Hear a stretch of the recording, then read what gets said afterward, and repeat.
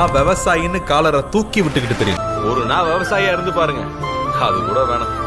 ஒரு நாள் விவசாயி கூட இருந்து பாருங்க. ஒருவேளை பசி எடுக்கும் போது சாப்பாடு ஞாபகம் வர நமக்கு அத விவசாயம் படங்களோட ஞாபகம் என்னைக்காவது வந்துருக்கு. பேர் என்ன? குணசிங்கம் விவசாயி.